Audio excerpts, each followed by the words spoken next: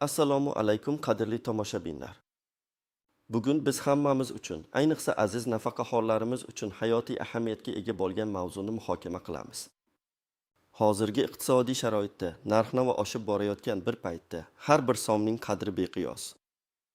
Ko'pchiligimiz kunlik xarajatlarimizni qoplash, farzandlarimizga, nabiralarimizga yordam berish uchun harakat qilamiz, ammo ba'zida buning iloji bo'lmaydi.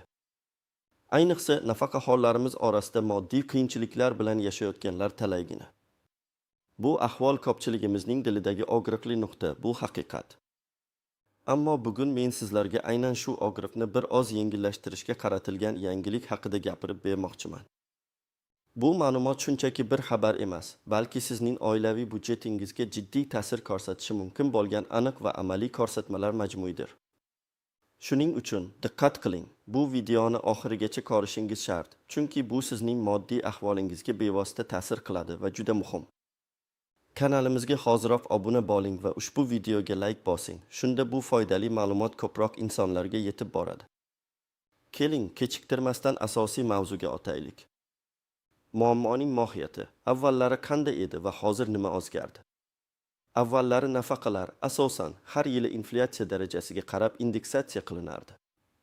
Ya'ni davlat tomonidan belgilangan tartibda nafaqalar ma'lum foizga oshirilar edi. Bu oshish odatda yiliga 1 yoki 2 marta amalga oshirilib, narxlar oshishini qisman qoplashga xizmat qilardi.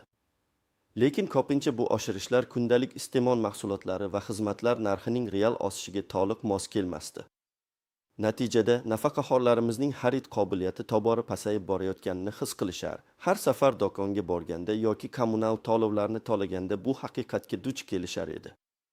Ba'zi toifadagi nafaqaxo'rlar uchun esa qo'shimcha to'lovlar, masalan, nogironligi bor shaxslar uchun yoki Ikkinchi jahon urushi qatnashchilari uchun maxsus imtiyozlar mavjud edi. Ammo bu keng miqyosdagi muammoni hal qilmasdi. Har bir nafaqaxo'r o'z ahvolini yaxshilashni, ozgina bo'lsa ham qo'shimcha mablag'ga ega bo'lishni orzu qilardi. Endi esa vaziyat tubdan o'zgarmoqda. Mamlakat prezidenti tomonidan nafaqaxo'rlarni qo'llab-quvvatlash bo'yicha muhim qaror qabul qilindi. Bu shunchaki navbatdagi indeksatsiya emas, balki nafaqaxo'rlar uchun maxsus, bir martalik yoki ma'lum muddatga mo'ljallangan katta miqdordagi qo'shimcha to'lov, ya'ni doplata joriy etilmoqda. Bu chora ayniqsa aprel oyidan boshlab amalga oshirilishi kutilayotgani bilan dolzarbdir. Prezidentimizning bu tashabbusi ijtimoiy himoyaga muhtoj qatlamlarni, xususan nafaqaxo'rlarni moddiy qo'llab-quvvatlashga qaratilgan aniq bir mexanizm bo'lib, inflyatsiya sharoitida ularning turmush darajasini saqlab qolish va yaxshilashni maqsad qilgan. Bu shuni anglatadiki, ko'pchilik nafaqaxo'rlar aprel oyidan boshlab o'z nafaqalariga sezilarli darajada qo'shimcha mablag' olishlari mumkin. Bu yangilik shunchaki xabar emas, balki minglab oilalar uchun haqiqiy umid va yengillik manbai bo'lishi mumkin. Endi qanday qilib bu imkoniyatdan foydalanish kerakligini batafsil ko'rib chiqamiz. Asosiy qism 1. Batafsil tahlil. Nimani bilishingiz kerak? Kimlar tashvishlanishi kerak va kimlar tashvishlanmasligi kerak? Bu qo'shimcha to'lov, ya'ni doplata, hammaga bir xil darajada berilmaydi. Aynan kimlar ushbu qo'shimcha to'lovni olishlari mumkinligi va uning miqdori qanday aniqlanishini aniq bilib olishimiz kerak. Bu yerda bir nechta muhim mezonlar va omillar mavjud bo'lib, ularni diqqat bilan tushunib olishimiz zarur. Birinchidan, kimlar ushbu qo'shimcha to'lovga haqli? Hukumat qarorlariga ko'ra, bu qo'shimcha to'lov asosan ijtimoiy himoyaga muhtoj, ya'ni eng kam nafaqa oladigan, yolg'iz yashayotgan, boquvchisini yo'qotgan oila a'zolari, shuningdek, uzoq yillik mehnat stajiga ega bo'lsa-da, moddiy ahvoli og'ir bo'lgan nafaqaxo'rlarga qaratilgan bo'lishi mumkin. Lekin umumiy holatda prezident farmoni ko'pchilik nafaqaxo'rlarga tegishli bo'lishi ehtimoli yuqori. Biroq uning miqdori va shartlari har bir nafaqaxo'rning individual holatiga qarab farq qiladi. Keling, bir nechta aniq misollarni ko'rib chiqaylik. Misol 1. Opaxon aya 75 yoshda. U uzoq yillar o'qituvchilik kasbida ishlagan, ammo o'sha davrdagi past maoshlar sababli hozirgi nafaqasi minimal darajada. U yolg'iz yashaydi va kasalliklari tufayli dorilarga ancha pul sarflaydi. Uning oylik nafaqasi deylik 1 so'm atrofida. Yangi qarorga ko'ra, agar u ijtimoiy himoyaga muhtoj nafaqaxo'rlar toifasiga kirsa, unga erta bahorda qo'shimcha 300 so'm ajratilishi mumkin. Bu degani uning oylik daromadi birdaniga 300 so'mga yetadi. Bu qo'shimcha mablag' opaxon ayg'idorlarni sotib olishda yoki kommunal to'lovlarni o'z vaqtida to'lashda juda katta yordam bo'ladi. Uning uchun bu shunchaki raqam emas, balki hayotiy zaruratdir. Bu qo'shimcha pul uning bir oy davomida qaysidir muhim ehtiyojini qondirishi mumkin. Masalan, yangi ko'zoynak olishi yoki uyga gaz hisoblagichini ta'mirlatishi mumkin. Bu nafaqa oshishi nafaqat uning moliyaviy ahvolini, balki psixologik holatini ham yaxshilaydi. Unga o'zini davlat tomonidan qo'llab-quvvatlanganini his ettiradi. Misol 2. Abdulla aka 62 yoshda, guruh nogironi. U qisman ish qobiliyatiga ega bo'lgani uchun kichik bir korxonada qorifchi bo'lib ishlaydi va oylik maoshi nafaqasi bilan birga jami 1800 so'mni tashkil etadi. Uning nogironligi uchun belgilangan nafaqasi deylik 1200 so'm. Yangi qo'shimcha to'lov uning ish haqi bilan birga hisoblanadimi yoki faqat nafaqaga qo'shiladimi? Agar qarorda faqat nafaqa hollarga deyilgan bo'lsa va uning nafaqasi minimal darajadan yuqoriroq bo'lsa, u bu qo'shimcha to'lovni olmasligi mumkin. Biroq, agar u maxsus toifadagi nogironligi bo'lgan shaxslar qatoriga kirsa yoki uning umumiy daromadi belgilangan chegaradan past bo'lsa, u ham bu yordamdan bahramand bo'lishi mumkin. Taxminlarga ko'ra, agar uning nogironligi sababli nafaqasi belgilangan eng kam miqdordan kam bo'lsa, unga ham qo'shimcha 200 so'm berilishi mumkin. Abdulla aka uchun bu pul transport xarajatlarini qoplashga yoki davolanish uchun zarur bo'lgan xizmatlardan foydalanishga yordam beradi. Har bir metr yo'l yoki har bir dori tabletkasi uning uchun qimmatli. Misol 3. Dilfuza opa 60 yoshda. U kollejda buxgalter bo'lib ishlagan, 35 yillik stajga ega. Nafaqaga chiqqanida uning oylik nafaqasi 1500 so'm etib belgilangan. Hozir u bir o'zi yashaydi, farzandlari chet elda. Uning nafaqasi minimal nafaqadan ancha yuqori bo'lsa-da, narxlar oshishi hisobiga uning ham xarid qobiliyati pasaygan. Bunday holatlarda agar qo'shimcha to'lov faqat eng muhtoj qatlamlarga qaratilgan bo'lsa, Dilfuza opa ushbu qo'shimcha to'lovni olmasligi mumkin. Bu nafaqat uning moliyaviy holati bilan bog'liq, balki hukumatning bu chorani qaysi qatlamga birinchi navbatda qaratish strategiyasi bilan ham bog'liq. Ammo agar qo'shimcha to'lov umumiy tarzda barcha nafaqa hollarining ma'lum foizi miqdorida oshirilsa, u ham bundan foyda ko'rishi mumkin. Masalan, agar nafaqalar umumiy onga oshiriladigan bo'lsa, Dilfuza opaning nafaqasi ham 150 so'mga oshadi. Ikkinchidan, qo'shimcha to'lovning miqdori qancha bo'ladi? Bu savolga aniq javob berish uchun hukumatning rasmiy e'lonlarini kutish lozim. Biroq avvalgi tajribalardan kelib chiqib, bir necha variantni taxmin qilish mumkin. Qat'iy belgilangan summa, masalan, barcha haqli nafaqaxo'rlarga 200 so'mdan 500 so'mgacha bir martalik yoki ma'lum muddat davomida qo'shimcha to'lov. Nafaqaning foizi, masalan, nafaqaning 25 miqdorida qo'shimcha to'lov. Bu holatda nafaqasi ko'proq bo'lganlar ko'proq, nafaqasi kam bo'lganlar kamroq oladi. Minimal nafaqa darajasigacha ko'tarish, eng kam nafaqa oladigan shaxslar uchun nafaqani ma'lum bir minimal darajagacha oshirish. Bu eng ijtimoiy adolatli yechim bo'lishi mumkin. Dekombinatsiyalangan usul, yuqoridagi usullarning bir nechtasini birlashtirish. Masalan, eng muhtojlarga qat'iy summa, qolganlarga nafaqaning foizi. Uchinchidan, kimlar tashvishlanishi kerak va kimlar tashvishlanmasligi kerak, tashvishlanishi kerak bo'lmaganlar. Agar sizning nafaqangiz bank kartasiga tushsa va siz ilgari ham har qanday to'lovlarni avtomatik ravishda olgan bo'lsangiz, bu qo'shimcha to'lov ham sizning hisobingizga avtomatik ravishda o'tkazilishi ehtimoli katta. Chunki tizim sizning ma'lumotlaringizni allaqachon biladi va yangi qarorga asosan barcha hisob-kitoblar avtomatik tarzda amalga oshiriladi. Tashvishlanishi va harakat qilishi kerak bo'lganlar, agar siz nafaqangizni pochta orqali yoki naqd pulda olsangiz, shuningdek, agar sizning vaziyatingiz biroz murakkabroq bo'lsa, masalan, yaqinda ishdan bo'shagan bo'lsangiz, nogironlik guruhingiz o'zgargan bo'lsa yoki nafaqaxo'r bo'lganingizga qaramay, rasman ishlayotgan bo'lsangiz, siz nafaqa bo'limiga murojaat qilishingiz yoki davlat xizmatlari markazlariga borishingiz kerak bo'ladi. Ba'zi hollarda, masalan, ma'lumotlaringizda xatoliklar bo'lsa yoki yangi qo'shimcha to'lovga murojaat qilish uchun maxsus shakl to'ldirish talab etilsa, sizning tashabbusingiz muhimdir. 4-dan, asosiy shartlar: fuqarolik, O'zbekiston Respublikasi fuqarosi bo'lishingiz shart. Yashash joyi, O'zbekiston hududida doimiy yashash. Chet elda istiqomat qilayotgan fuqarolar uchun qoidalar farq qilishi mumkin. Nafaqa turi qarorda belgilangan nafaqa turlariga ega bo'lish, masalan, yoshga doir, nogironlik, boquvchisini yo'qotganlik. Xulosa qilib aytganda, bu qo'shimcha to'lov hukumatimizning aziz nafaqaxo'rlarimizga ko'rsatayotgan e'tibori va gamxo'rligining yorqin namunasidir. Uning miqdori va shartlari aniqlanganda sizga yana batafsil ma'lumot beramiz. Ammo hozircha eng muhimi vaziyatni diqqat bilan kuzatib borish va kerakli choralar ko'rishga tayyor turishdir. Asosiy qism 2. Qoidalardagi istisnolar, tuzoqlar va noaniq nuanslar. Har qanday yangi tizimda bo'lgani kabi, bu qo'shimcha to'lovni olishda ham o'ziga xos istisnolar, e'tibor berish lozim bo'lgan tuzoqlar va ba'zan noaniq bo'lib tuyuladigan nuanslar mavjud. Ularni tushunmaslik sizni keraksiz vaqt yo'qotishga, asabiylashishga yoki hatto qo'shimcha to'lovdan mahrum bo'lishga olib kelishi mumkin. Bir qoidalardagi istisnolar, mening qo'shnim oldi, men nega olmadim? Bu eng ko'p uchraydigan savollardan biri. Sababi shundaki, qo'shimcha to'lov shartlari har bir nafaqaxo'rning individual holatiga qarab farq qilishi mumkin. Masalan, bir qo'shningiz yolg'iz yashayotgan minimal nafaqa oluvchi bo'lishi mumkin. Ikkinchisi esa bir qaramog'ida oila a'zolari bor, lekin nafaqasi nisbatan yuqori bo'lgan shaxs.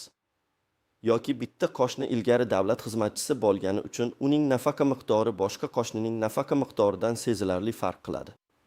Hukumat ijtimoiy qo'llab-quvvatlash choralarini qabul qilganda har doim eng zaif qatlamlarga ustuvorlik beriladi.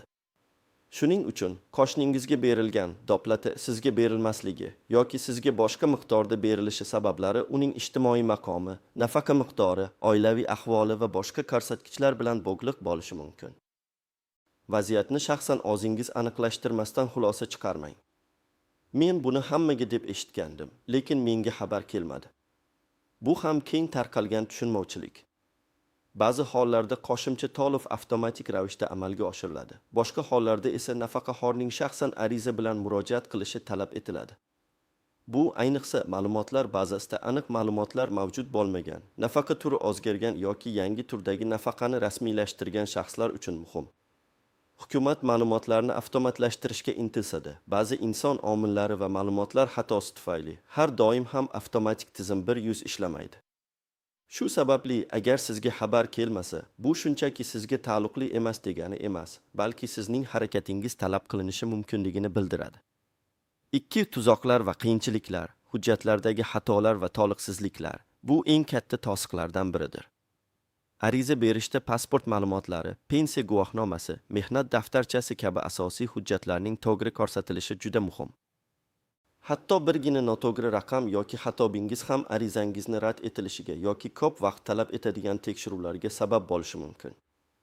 Masalan, ismingizda bitta harfning noto'g'ri yozilishi yoki pasport seriyasi va raqamini chalkashtirib yuborish butun jarayonni to'xtatib qo'yishi mumkin.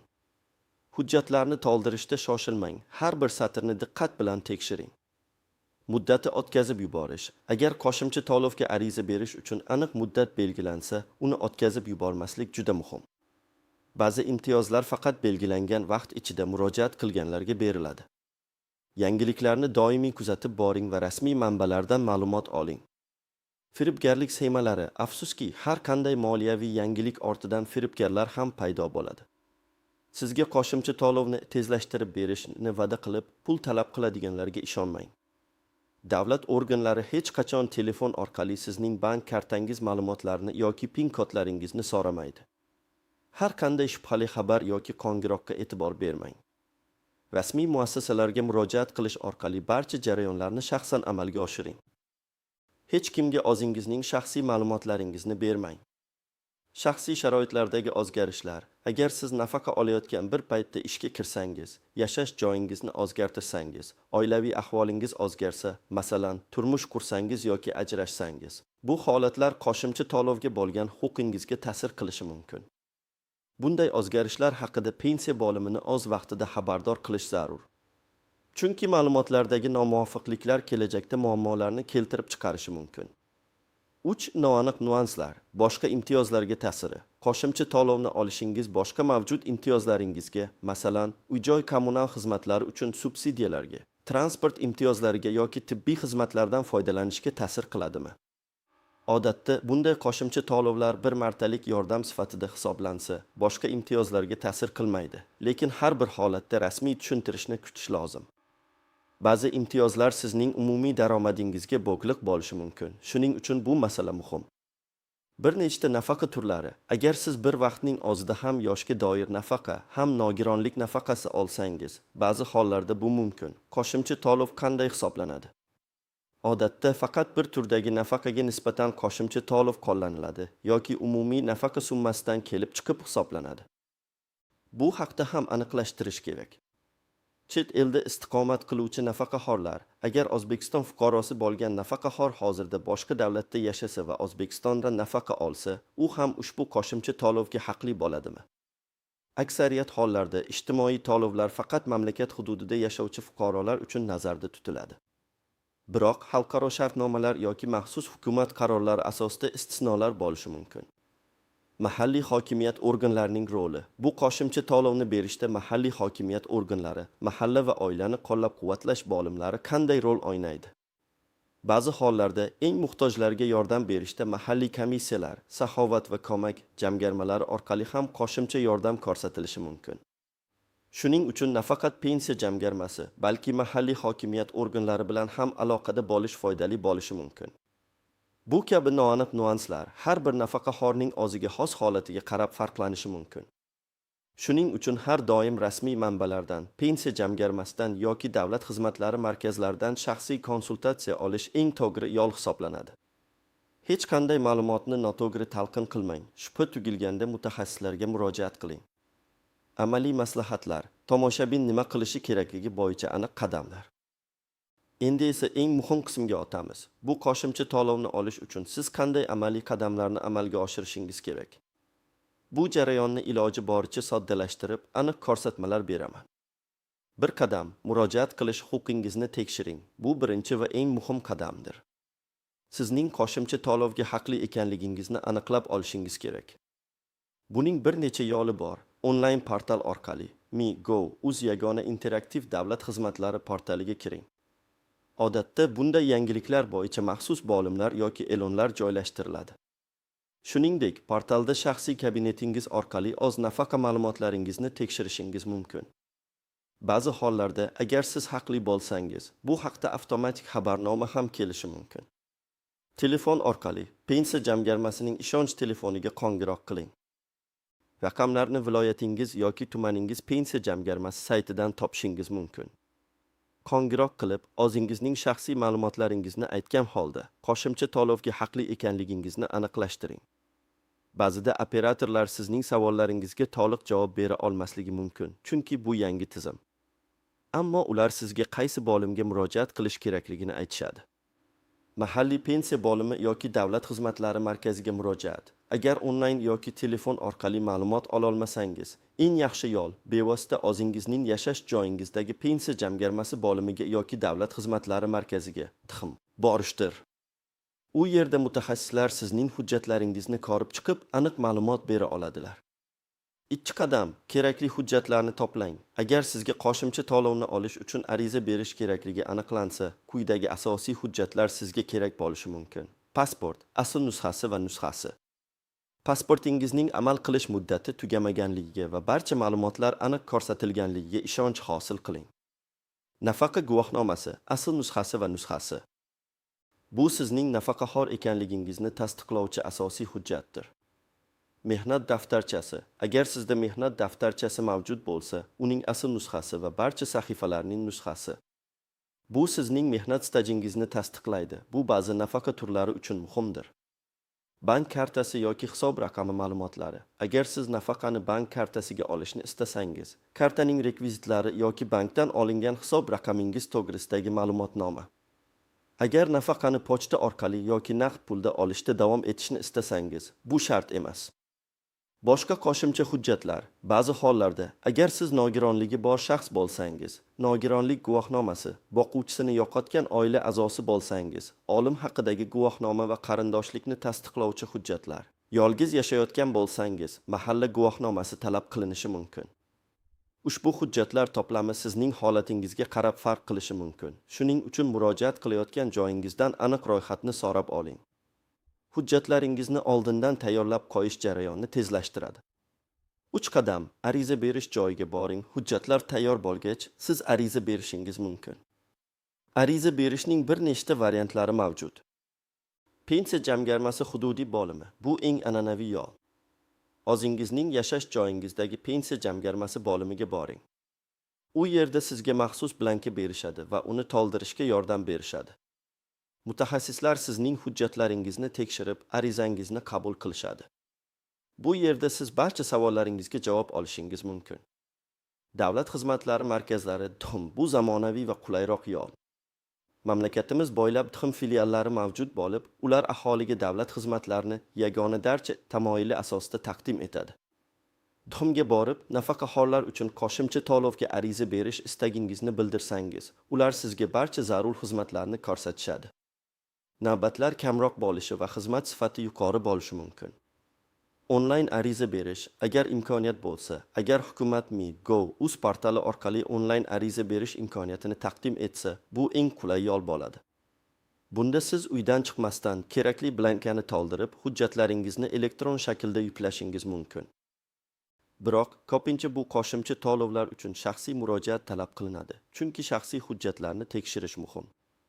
4 qadam. Arizani to'g'ri to'ldiring. Ariza blankasini to'ldirishda juda diqqatli bo'ling.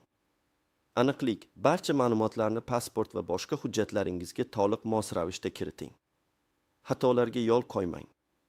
To'liqlik, barcha so'ralgan ma'lumotlarni to'ldiring. Bosh qoldirilgan ustunlar sababli arizangizni ko'rib chiqish kechikishi mumkin. Yordam so'rash, agar biror joyi tushunarsiz bo'lsa, mutaxassisdan yordam so'rashdan tortinmang. Nafaqa bo'limi yoki TXM xodimlari sizga yordam berishga majbur. 5 qadam. Arizangizning holatini kuzatib boring. Ariza topshirganingizdan so'ng sizga arizaning qabul qilinganligi to'g'risida tasdiqnoma yoki IT raqami berilishi kerak. Bu raqam orqali siz arizangizning holatini onlayn tarzda uz orqali yoki pensiya jamg'armasining ishonch telefoni orqali kuzatib borishingiz mumkin.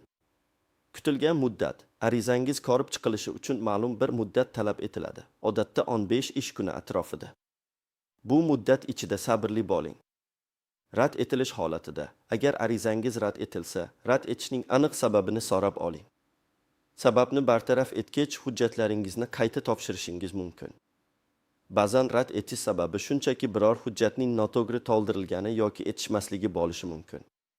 Muhim eslatma, aprel oyida e'lon qilingan bu qo'shimcha to'lov haqidagi ma'lumotlar hali to'liq rasmiylashtirilmagan bo'lishi mumkin. Shuning uchun har doim rasmiy manbalardan kelayotgan yangiliklarni diqqat bilan kuzatib boring. Ommaviy axborot vositalari, hukumat saytlari va ishonchli yangilik manbalariga ishonch bildiring. Xulosa va yakuniy chorlov qadrli tomoshabinlar. Bugungi video siz uchun juda muhim va foydali bo'ldi degan umiddaman. Biz nafaqaxo'rlarimiz uchun prezidentimiz tomonidan ajratilayotgan katta miqdordagi qo'shimcha to'lov, ya'ni doplata haqida batafsil gaplashdik. Qanday qilib bu to'lovni olish mumkinligi, kimlar unga haqli ekanligi, qanday hujjatlar kerakligi va qayerga murojaat qilish lozimligi haqida aniq ko'rsatmalar berdim. Eng muhimi, esda tuting, bu imkoniyatdan foydalanish uchun sizning tashabbusingiz va e'tiboringiz talab qilinadi. Barcha ma'lumotlarni diqqat bilan o'rganing, rasmiy manbalarga ishoning va zarur hollarda tegishli idoralarga murojaat qiling. Bu qo'shimcha to'lov sizning hayotingizni bir oz yaxshilashga, kundalik xarajatlaringizni qoplashga va ko'nglingizni ko'tarishga yordam beradi. O'z fikrlaringizni izohlarda qoldiring, videoga like bosing va kanalimizga obuna bo'ling. Shunda bunday foydali ma'lumotlar doimiy ravishda sizga yetib boradi. E'tiboringiz uchun rahmat. Salomat bo'ling.